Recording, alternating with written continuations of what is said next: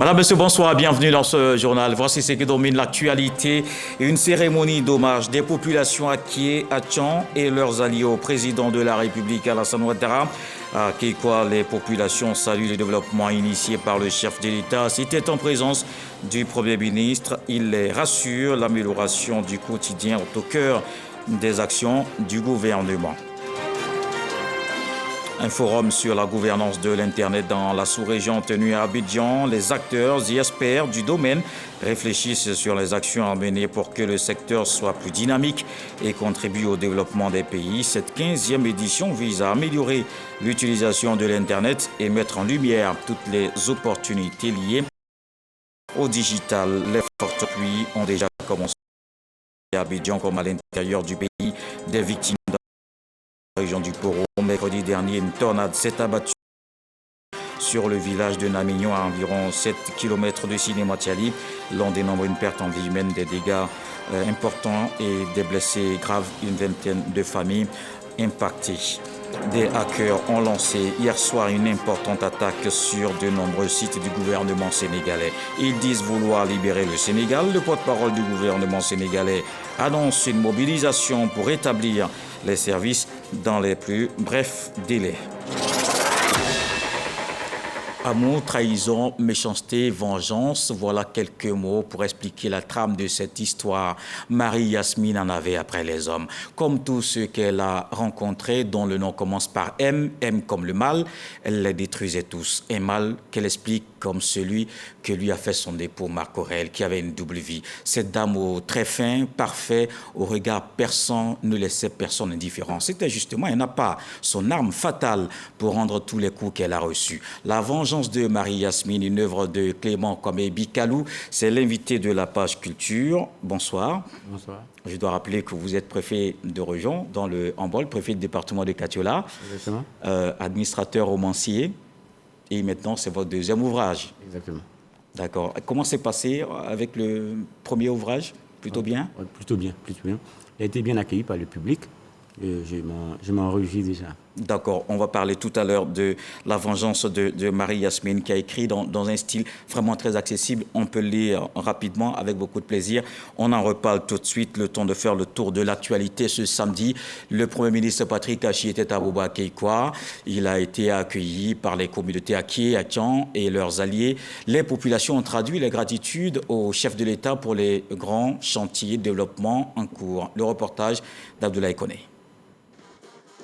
67 ans après son départ du village qu'il a vu grandir, le Premier ministre Patrick Tachi était ce samedi sur le stade qui porte son nom dans le village d'Abobo à Kékwa.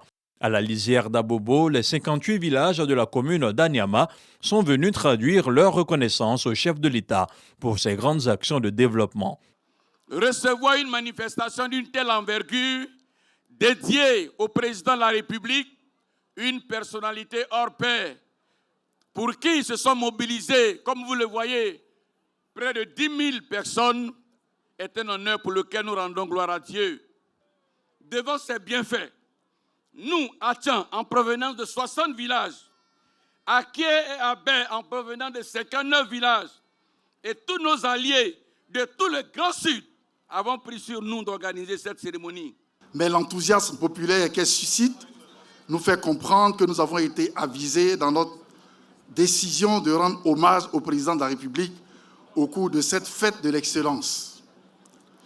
Cet homme est le symbole le plus accompli de l'excellence. Il est l'excellence fait homme. Par lui, ce concept est devenu un leitmotiv et un credo pour les autorités ivoiriennes. Se succédant au pupitre, plusieurs personnalités n'ont pas manqué d'égrener le long chapelet de réalisation du président Alassane Ouattara au profit des populations à Ké, à Tchan et leurs alliés. Il est beau de voir toute la communauté villageoise d'Akéikwa debout comme un seul homme pour rendre hommage au premier des Ivoiriens, le président de la République, son Excellence M. Alassane Ouattara. Oui, la Côte d'Ivoire se développe tous les jours grâce à son Excellence Alassane Ouattara, à qui vous rendez hommage aujourd'hui, mais grâce aussi à celui à qui il a eu confiance et qu'il a appelé à ses côtés, notamment le Premier ministre Tachi Patrick. Un retour aux sources qui se voulait aussi un grand moment d'émotion pour le chef du gouvernement.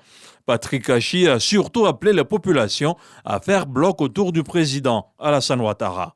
Notre rôle aujourd'hui et notre devoir pour lui témoigner notre reconnaissance, c'est de faire bloc et de s'unir derrière lui, non seulement pour lui, mais pour nous-mêmes, pour nos enfants et pour les générations à venir. Nous ranger derrière lui et sa vision, cette vision qu'il a pour le pays, car lui seul, aujourd'hui, est capable de porter la nation au firmament. Plus que jamais, le soutenir dans ses efforts est pour nous et pour tous ses compatriotes non seulement une action salutaire, mais un devoir. Faire bloc derrière lui, c'est montrer au monde que la Côte d'Ivoire veut avancer, qu'elle a un cap, qu'elle se donne les moyens et que rien, je dis bien rien, ne la fera dévier car elle est conduite par un homme d'exception, j'ai nommé le président Alassane Ouattara. Une cérémonie d'hommage au chef de l'État qui a pris fin avec la présentation de Kandia Camara et Fatim Bamba, toutes deux candidates du RHDP aux élections municipales pour la commune d'Abobo et d'Anyama.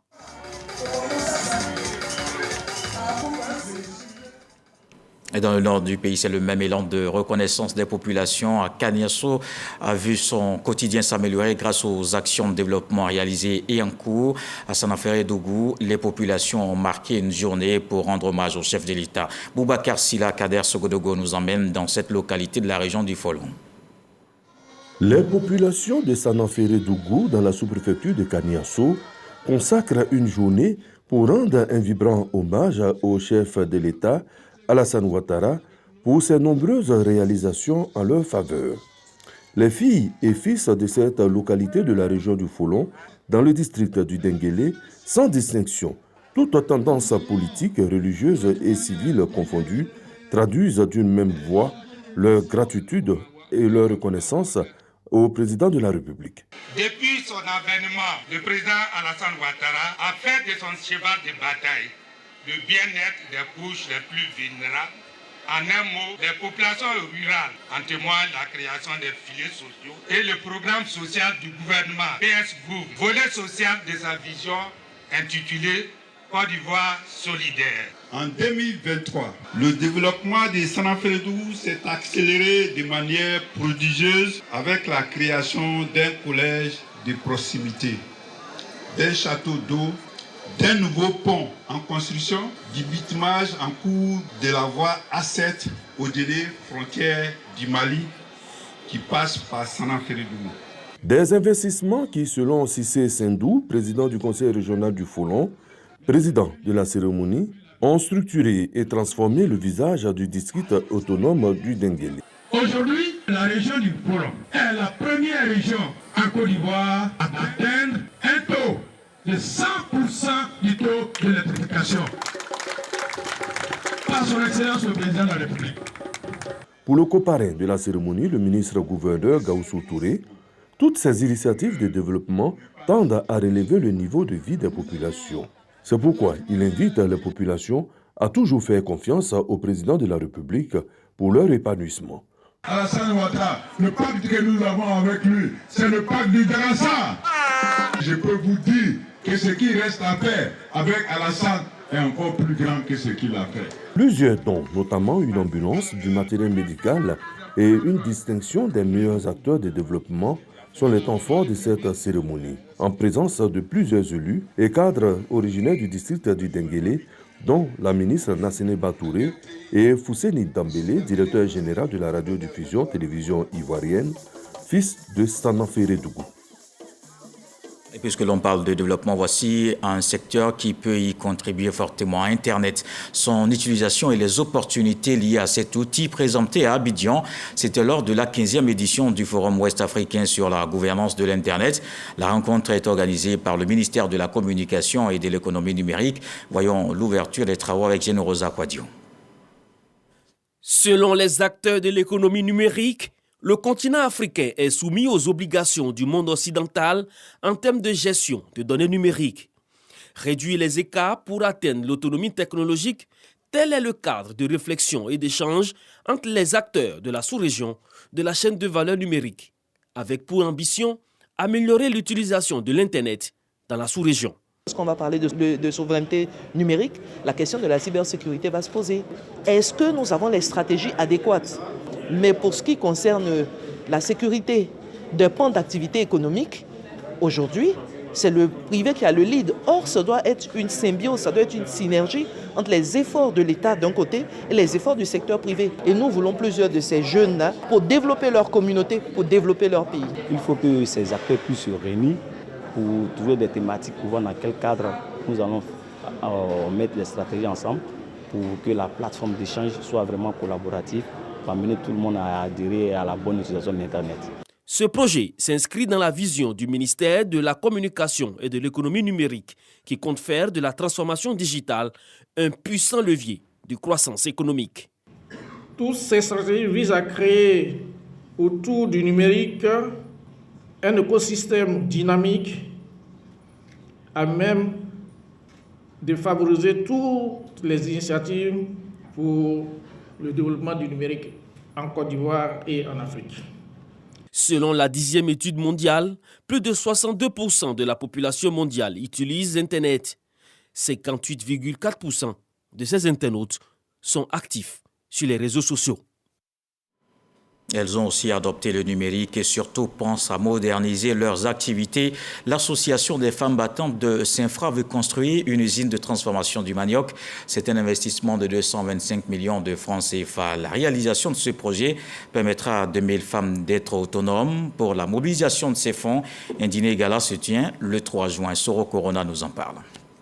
La production et la transformation du manioc en produits dérivés sont depuis quelques années une source de revenus pour de nombreuses femmes en Côte d'Ivoire. À Saint-Fra, dans la région de la Marawi, l'Association des femmes battantes choisit le manioc pour l'autonomisation de ses membres.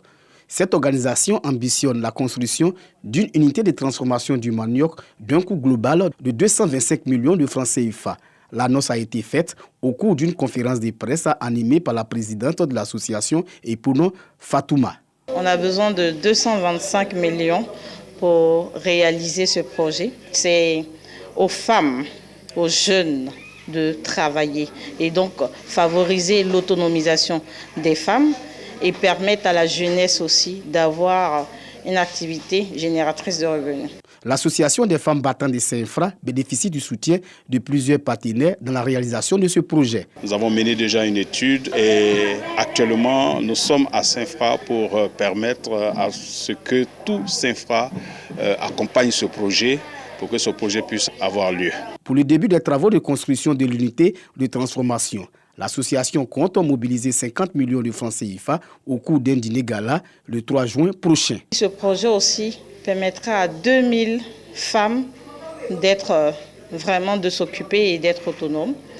Et on a le gala le 3 juin pour réunir les cadres de la région pour permettre de présenter ce projet-là. Cette unité sera spécialisée dans la transformation du manioc en atiké, placali, foutou, farine, gari et gâteau. Et pour cette transformation, il faut une main-d'œuvre qualifiée. Justement, le ministère de l'Enseignement technique poursuit sa réforme du secteur. L'école de la deuxième chance est mise en œuvre.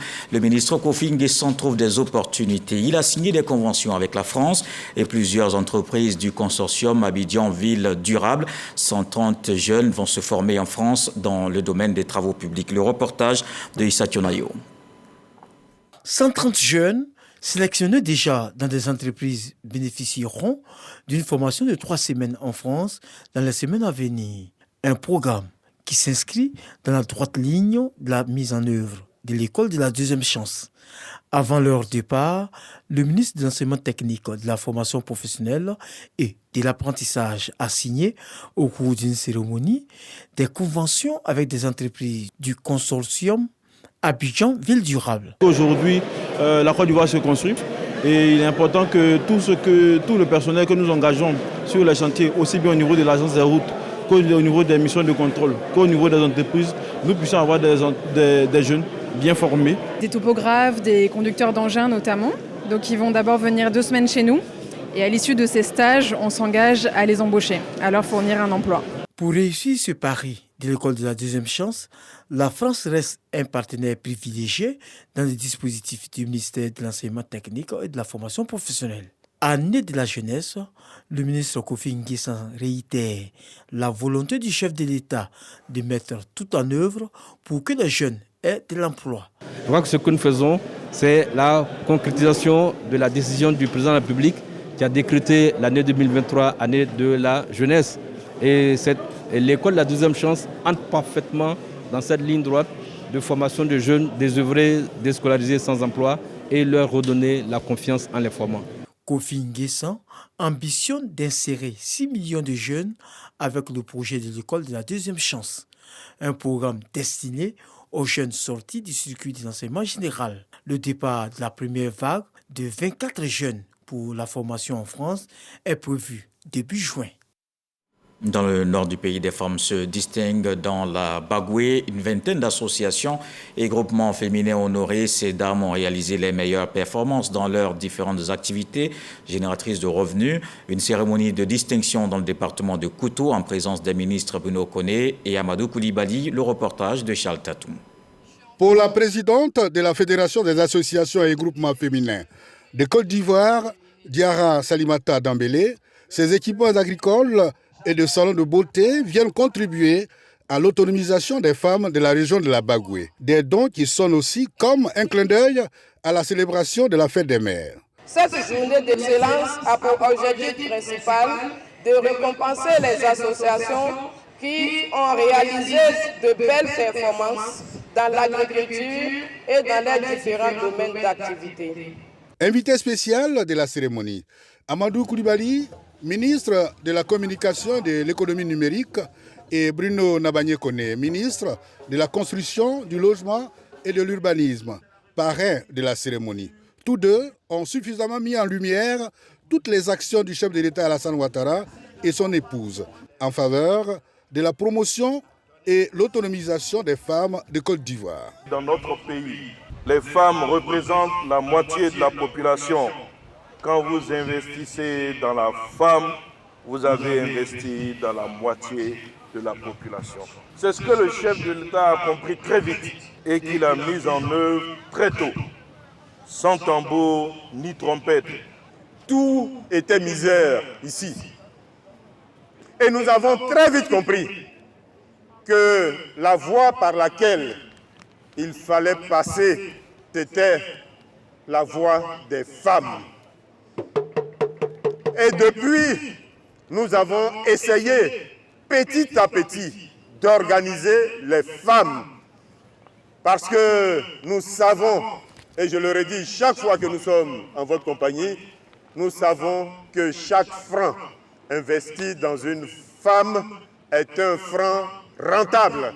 Au total, 27 lauréates issues de la Chambre des métiers et des filières maïs, riz et maraîchères ont été récompensés. Dans la région voisine du Poro, c'est moins gai. Mercredi dernier, vers 19h, une forte tornade s'est abattue sur le village de Namignon, à environ 7 km de Sinématiali. L'on déplore une perte en vie humaine, des blessés graves et d'importants dégâts matériels. Une vingtaine de familles impactées. Le reportage de Amici Soko.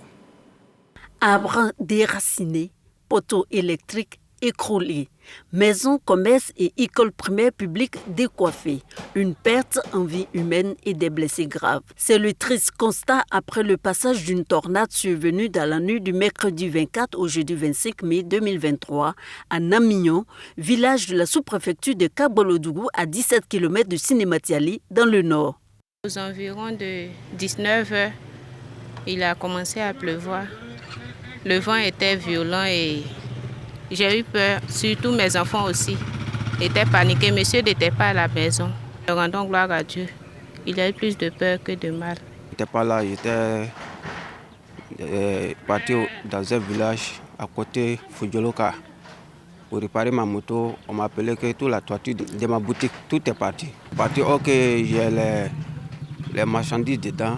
Sur les deux bâtiments, le premier bâtiment A a été vraiment endommagée. Toute la toiture est pratiquement partie. Les matériels didactiques, l'outil informatique, tout a été endommagé. Informés, autorités administratives et politiques se sont rendus sur les lieux pour constater les faits. Avant de mettre le cap sur le centre de santé de Karbolo-Dougou, à 7 km de Namio, où une dame et ses 2 filles de 5 et 10 ans, grièvement blessées, sont pris en charge. Nous avons constaté un effondrement sur la dame et ses enfants, et tout l'hémicorps gauche lui faisait vraiment mal. Nous avons pris soin d'elle. Au nom du ministre directeur de cabinet du président de la République, Fidel Sarasoro, le député de Sinématiali s'est rendu au chevet des blessés pour leur apporter la compassion du gouvernement et du numéraire pour la suite des soins. Il nous a dépêchés pour venir auprès de nos parents, présenter les condoléances à la famille éplorée et venir soutenir les malades qui sont ici en observation. Et lancer un appel à l'État de Côte d'Ivoire pour une Côte d'Ivoire, comme on le dit, une Côte d'Ivoire solidaire, pour venir en aide à Namignon. Selon le médecin-chef, les 3 blessés sont actuellement hors de danger. Ce sont près d'une vingtaine de familles qui sont impactées par la tornade. Namignon n'attend plus que de l'aide pour panser ses blessures. Et ici à Abidjan, la Côte d'Ivoire se prépare aux négociations relatives à la SLICAF. La coopération allemande organise une série de consultations sectorielles. Ces rencontres concernent les services sociaux de base, la santé, la culture et le sport. Les membres du comité national de la zone de libre-échange continentale ont vu leur capacité renforcée sur le processus. On le voit avec l'enseignant Bakayoko. Ces consultations, pilotées par la coopération allemande, portent globalement sur les engagements futurs de la Côte d'Ivoire dans la mise en œuvre effective de la SLICAF. Mais cette seconde phase du programme de renforcement des capacités techniques des acteurs membres du comité national SLICAF concerne notamment les domaines des services sociaux de base, la santé ainsi que les activités récréatives, sportives et culturelles. L'objectif, c'est d'abord de mettre à niveau les acteurs qui sont concernés pour ces services cités et ensuite de discuter sur les possibilités d'engagement de la Côte d'Ivoire concernant ces domaines respectifs à travers ce qu'on appelle un peu des discussions autour de la liste d'engagement de la Côte d'Ivoire. Cette formation en direction des acteurs et négociateurs ivoiriens sur le compartiment du commerce et des services devrait contribuer à augmenter nettement les exportations vers les sous-régions autres que la CEDEAO. Cet accord continental vise donc bien entendu à ouvrir, à lever donc tout ce qui est barrière afin donc de faciliter le commerce intra-africain. Il s'agit de parvenir à rehausser, à augmenter le niveau des échanges intra-africains afin de permettre à l'Afrique tout entière de renforcer donc sa participation au commerce international. Le secteur des services est appelé à tirer le plus de bénéfices de cette expansion du commerce qui pourrait atteindre les 9%, faisant de l'accord une opportunité d'industrialisation et de promotion d'outils de transformation structurelle de l'économie. Et dans l'actualité politique pour la région de Bouaké, les candidats aux élections municipales et régionales ont été présentés à Bouaké. Ils sont 8, dont le directeur général du Trésor, Jacques Assaoré, et le ministre Amadou Koné. Le président du Sénat, Jean-Noël Oussou-Kouadio, appelle à se mobiliser autour d'eux pour la victoire. Le reportage de Kader Sogodougou. Le ministre Amadou Koné pour la commune de Bouaké, Atse Akissi Alice pour la commune de Bodokro, Yao Kwasi Maurice pour Botro, Kwasi Ferdinand Diwacha Keyobo à Diabo, Jamak Kwasi Abeoumi, Sakassou avec Aoutou Emmanuel, Diabonois Éloge Ali Ali, Jean-Louis Abonois dit Ampurus pour Brobo et Jacques Kona Assaoré pour le conseil régional de Bouaké ont été présentés aux militants du Rassemblement des oufouettistes pour la démocratie et la paix, RHDP, au siège de leur parti à Bouaké, comme les candidats choisis pour les élections locales du 2 septembre prochain. Tous entendent ratisser l'âge pour le triomphe du RHDP dans le Bouaké. À Bouaké, nous avons une obsession depuis toujours pour Alassane Ouattara. Bouaké, on aime l'homme Alassane Ouattara. Son seul nom suffit pour mobiliser Bouaké. Mes premiers mots sont des mots de remerciement à l'endroit de son Excellence M. Alassane Ouattara. Nous ressentons ce choix comme un immense honneur, mais en même temps nous appréhendons la lourde responsabilité qui s'y rattache. C'est pourquoi je voudrais vous prier, Monsieur le Président, de bien vouloir lui transmettre l'affirmation de notre engagement à travailler avec ardeur et dans la cohésion pour la victoire finale. L'émissaire du RHDP, Jano Aoussou Kouadio, membre du Présidium, insiste pour un marquage total. Tous les candidats sont vos enfants. C'est pour cela que je vous demande d'envoyer les plus valeureux d'entre eux, les plus courageux, ceux qui ne font pas le rang, mais ceux qui ont accès direct, et celles qui ont l'entre-gens nécessaire pour capter le développement aujourd'hui. Jules César, qui a dit ceci, Vini, Vidi, Vici. Je suis venu, j'ai vu, j'ai vaincu. Pour dire que vous allez vaincre très rapidement pour la victoire de la RHDP. Toutes ces candidatures seront acheminées vers la Commission électorale indépendante, CEI, en vue d'être validées. Et c'est aussi la mobilisation dans l'ouest du pays. Les cadres du RHDP ont entamé une tournée de mobilisation dans la sous-préfecture de Guézon autour du candidat Seredo Célestin pour la région. Une action de mobilisation que nous voyons avec Marie-Chantal Akanda. Du matériel roulant, des chaises, des broyeuses, offerts aux responsables politiques RHDP des villages et campements de la sous-préfecture de Guézon, département de Diokoué, région du Guémon. C'est un don de l'honorable Ibrahim Doumbia, fils de la région et cadre du RHDP, pour aider les populations, mais aussi pour les galvaniser pour les échéances électorales. Les candidats du président de la République pour les régionales sont les docteurs Seredo. Aidez-nous pour que le président Alassane Ouattara atteigne son objectif. Les hôpitaux, les écoles, c'est une fierté. Et grâce à qui? Le président Alassane Ouattara. Ne regardons pas tout ce qui se passe autour de nous, les négatifs. Regardons le développement. Pour les fils de la région, le développement du Guémon passe par le choix du candidat du RHDP. Cette cérémonie est aussi l'occasion pour la délégation conduite par l'honorable Ibrahim Doumbia de procéder à l'investiture de Fanny Lassana, chef des communautés halogènes de la sous-préfecture de Guézon. Du Guémon, dans le sud, oui, le président du directoire du RHDP a procédé à la présentation des candidats pour les futures élections. Ils sont 8 candidats qui vont défendre les couleurs du RHDP Érigoré. Ce sont 8 personnalités qui représentent la crème politique du RHDP au niveau de la région du Sud Komoui. Ces candidats aux futures élections locales reçoivent l'onction du parti. Présentés aux populations par le président du directoire, ils sont prêts à relever le défi de la victoire. Maféré a été transformé positivement. Pour nous, c'est un choix naturel que nous faisons. Nous partons de cette cérémonie-là avec beaucoup de force pour remporter la circonscription électorale de Beaunois pour les municipales prochaines. Nous contrôlons la région, nous contrôlons 3 communes sur 8. Ce n'est pas assez. Et on peut faire mieux et c'est ensemble unis.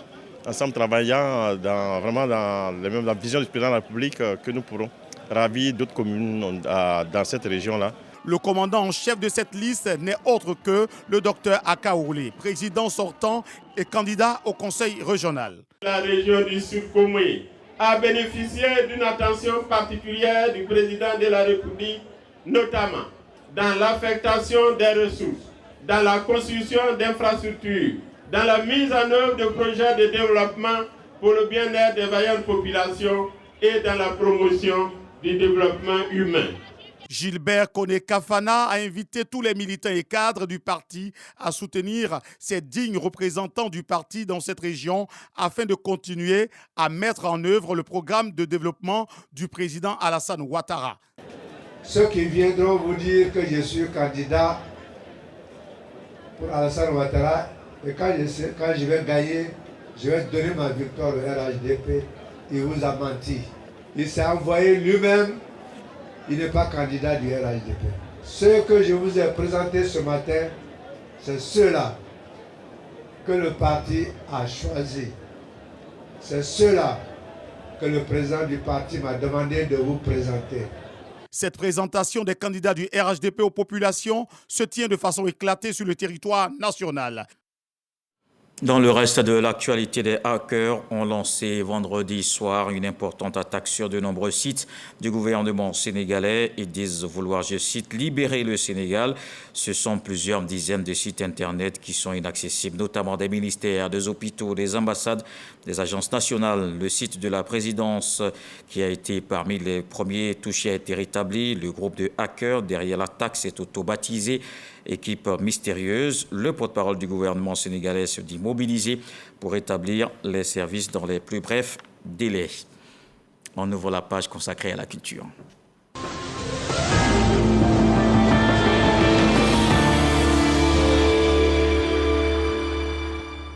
Et on commence par la deuxième édition de l'Industrie Festival qui prend fin demain au plateau. Cette édition est initiée qui vient renforcer l'attractivité du secteur et sensibiliser les jeunes sur les métiers de l'industrie moderne. Le reportage de Godefroy Okambawa.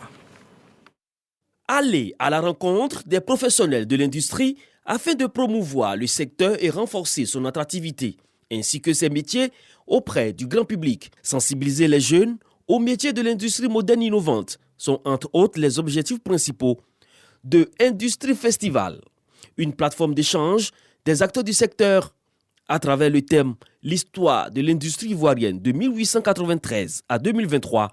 Un point d'honneur est mis sur la conservation des acquis du secteur industrie. Notre pays est si attractif que les zones industrielles de Koumassi, Vridi et Yopougon ne suffisent plus à Abidjan. Nous croyons que c'est le moteur du développement de notre pays. Nous croyons que disposer de capacités de production de biens de consommation sur place permet à l'État de disposer de ressources pour investir dans les infrastructures essentielles. Les acteurs du secteur saluent les efforts engagés par le gouvernement pour la promotion de l'industrie en Côte d'Ivoire. L'industrialisation est un axe de développement important pour notre pays. Elle justifie tous les efforts entrepris par le gouvernement dans le sens de ce développement. Ces efforts doivent être partagés par tout le corps social afin que chacune et chacun d'entre nous, à son niveau, apporte sa pierre à cet édifice. L'organisation de cette deuxième édition d'Industrie Festival, qui vise à promouvoir le potentiel industriel de la Côte d'Ivoire et à favoriser le développement des partenariats d'affaires dans le secteur industriel, se veut une véritable plateforme d'échange entre les acteurs du secteur industriel autour des thématiques orientées vers la recherche de solutions face aux contraintes qui entravent le développement du secteur industriel ivoirien, tout en mettant en exergue le potentiel de la Côte d'Ivoire dans ce domaine. La Côte d'Ivoire a d'ailleurs tous les moyens pour se développer, parce que nous avons la chance d'avoir les matières premières à profusion. Et beaucoup de pays industrialisés sont passés par là. C'est aussi le lieu pour moi de saluer les industriels œuvrant en Côte d'Ivoire à la bonne santé de notre économie, pour tout ce qu'ils font et tout ce qu'ils feront pour contribuer à l'industrialisation de la Côte d'Ivoire. Au cours de cette cérémonie, des promoteurs industriels ont été distingués. Industrie Festival 2023, qui se tient sur 3 jours, sera meublé par des expositions de stands d'entreprises, un panel, une journée sportive et un concert. Et nous retrouvons maintenant l'invité de la page culture, Clément Kwame Bikalou. La vengeance de Marie-Yasmine, c'est le deuxième roman. Ce qu'on peut dire de cette dame qui c'était une dame fatale? Non, c'est une dame qui avait des principes. C'est une dame qui avait son monde. C'est une dame qui avait sa vie. Comme je l'ai dit, elle vivait à l'extérieur. C'était une vie de luxe par rapport à ses origines sociales, mais c'était surtout une vie de luxure, d'ivresse et de plaisir fugace. Et on lui a fait comprendre par la voix paternelle que les exigences de la vie réels sont aux antipodes de ses valeurs à elle, et que pour s'y conformer, il fallait qu'elle prenne un mari, qu'elle ait un foyer, qu'elle ait des enfants. Elle s'y soumet pour découvrir une dizaine d'années plus tard que ce monde est pervers. Et à partir de ce moment-là, par rapport à la trahison de son mari, elle décide de se venger de tous les hommes qu'elle a. Donc elle a vécu une désillusion, en fait. Exactement. D'accord. Alors on va juste regarder ce reportage avec Sespakom Didi et Abdoulaye Koné et on se retrouve juste après. La vengeance de Marie-Yasmine est la deuxième production littéraire de Clément Kwame Bikalou, préfet hors grade. Une œuvre de 77 pages qui exhorte la gente masculine au respect de la femme, à sortir de ce monde machiste qui fait croire que la femme n'a que des devoirs. La vengeance de Marie-Yasmine est l'histoire d'une jeune dame vivant à l'extérieur de son pays, à qui l'on fait croire que le monde réel s'accommode à des codes dans le mariage et les enfants, et que l'honorabilité attachée au nom de son père lui impose d'être dans son foyer. Marie-Yasmine rentre au pays, on lui présente un homme qu'elle finit par aimer. Dans le cheminement de la vie commune avec son époux, elle se rend compte que ce dernier mène une double vie. Son homme a une autre famille en dehors d'elle. Se sentant trahie, elle se venge en décidant de détruire tous les hommes qui rentrent dans sa vie. Martin Meunier, Malaise, Mac Aurel, Max, Marvin, Magloire, les intitulés des 6 chapitres qui constituent l'œuvre, parmi lesquels des hommes à qui Yasmine a fait vivre le martyre. Une symphonie en M pour appeler à l'amour, mais rappeler aussi le mal, la méchanceté qu'a subi Yasmine et qu'elle fait subir en retour à la gente masculine. Dans un style d'écriture digeste, simple, fluide, Clément Kwame Bikalou appelle à la confiance, au respect, à l'amour dans le couple et surtout que la femme n'est pas un mouchoir que l'on utilise et que l'on jette à sa guise.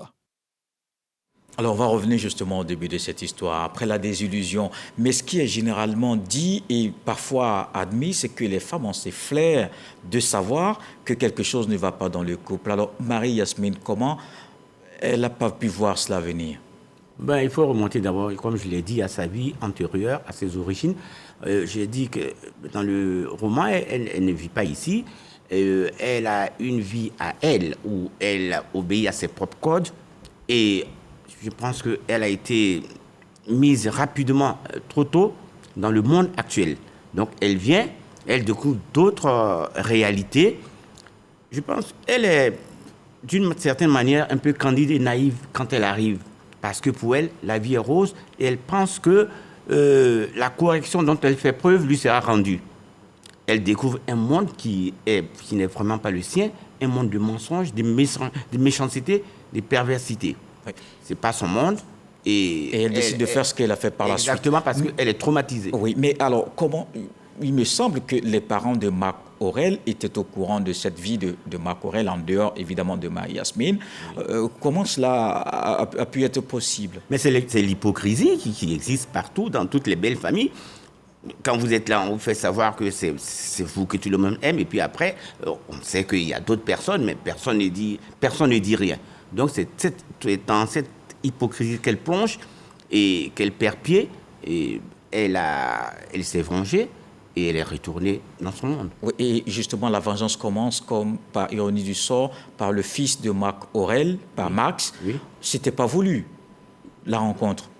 Non, en fait, comme je l'ai dit, elle est venue dans un esprit de conciliation. Elle avait vraiment l'intention de fonder un foyer. Et il se trouve que l'homme qui était son seul lien après la mort de son père avec le monde actuel, l'a trahi, donc elle a décidé de se venger de lui. Mais je pense que Max est une victime collatérale parce que c'est à travers lui qu'elle voulait atteindre Mac Aurel.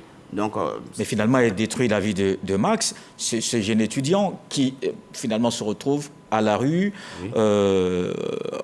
Toxicomane, perdu. Oui. On va le dire ainsi de la société. Oui, mais comme je l'ai dit... Donc, elle n'a pas pu atteindre Mac Aurel. Mais si, justement parce qu'il a perdu son foyer, il est rentré dans une dépression, et c'est comme ça qu'elle a atteint. Voilà. Donc, elle a utilisé Max comme le moyen de pouvoir détruire son père. Et justement, comme Marx, il y a eu d'autres, Marvin, etc. Ouais. Elle a vraiment ruiné des vies entières. On se demande pourquoi elle s'attaque à tous les hommes et surtout aux innocents. Non, mais sa phrase principale dans le roman, si vous le lisez bien, elle dit « il n'y a pas d'homme innocent et que tous les hommes sont les mêmes ». Donc, à partir du moment où elle pense comme ça, c'est son postulat de base et elle traite tous les hommes tels quels.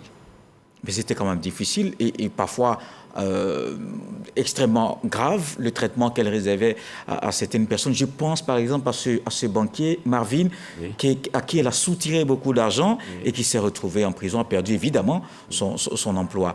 Je trouve que c'était quand même trop fort, ouais, comme sanction. Je suis d'accord avec vous, mais personne ne se pose la question de savoir dans quel état elle se trouve, quel traumatisme elle a subi. Mais est-ce qu'elle doit s'en prendre aussi aux autres? Pourquoi pas à elle-même? Mais non, mais du moment où... Non, parce que chacun ne réagit pas de la même manière devant une situation. Et elle a pensé que la thérapie, pour elle, c'était de détruire les hommes qu'elle croisait. La preuve, elle en parle avec beaucoup de délectation dans le livre. Donc, c'est vraiment là qu'elle trouve son plaisir. Et juste après ça, elle est repartie. Mais ce que je veux dire à tous ceux qui me demandent pourquoi elle agit comme ça, d'abord, je leur dis, moi, je suis carrément détaché de mon héroïne. Moi, je suis l'auteur, je ne suis pas Gustave Flaubert qui dit de son héroïne Emma Bovary, c'est moi. Non, je suis très détaché. Donc, elle a son caractère et elle assume ses actes. Ce que je veux dire surtout, c'est que cette femme, tout le monde parle de la mort physique de Marvin. S'il est mort à la fin, oui, c'est déplorable. Mais personne ne parle de la mort émotionnelle, de la mort sentimentale, qui sont autant déplorables que la mort physique, parce que cette dame, elle est morte émotionnellement, parce qu'après la trahison de Marc Aurèle, elle n'a plus jamais eu goût à l'amour, elle n'a plus jamais aimé. Alors que l'amour, on le sait, c'est la chose la plus merveilleuse. Alors, quand on n'aime plus, on est mort.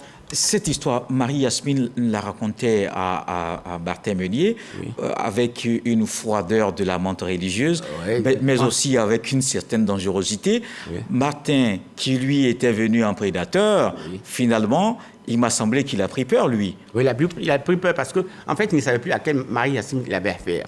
Parce qu'il y a la femme merveilleuse et belle physiquement, mais il y a aussi la menthe religieuse, celle qui détruit tous les hommes que trouve sur son chemin. Donc, il a longtemps hésité, et je pense que la raison l'a habité, et il n'est pas allé plus loin que ça. Donc, en fait, c'est l'histoire. Merci Clément Kwame Bikalou, La vengeance de Marie-Yasmine. C'était vraiment un très bel ouvrage qu'on peut lire facilement. Peut-être pour terminer. Oui, je voulais remercier 2 ou 3 personnes. Rapidement. D'accord, il y a le ministre Bruno Koné, il y a le maire de Katula, M. Thomas Camara, et puis il y a le président du conseil régional, M. Ibrahim Khalil Konaté. Voilà. Merci beaucoup. Et j'invite évidemment à lire cet ouvrage qui est particulièrement intéressant. Et je rappelle que c'est votre deuxième roman. Merci. Ce journal est terminé. Merci d'avoir suivi Retour de l'actualité, 23h. Et ce soir, le sage nous apprend que celui dont le pied glisse montre le chemin à beaucoup d'autres. Dieu le voulant, on se retrouve demain.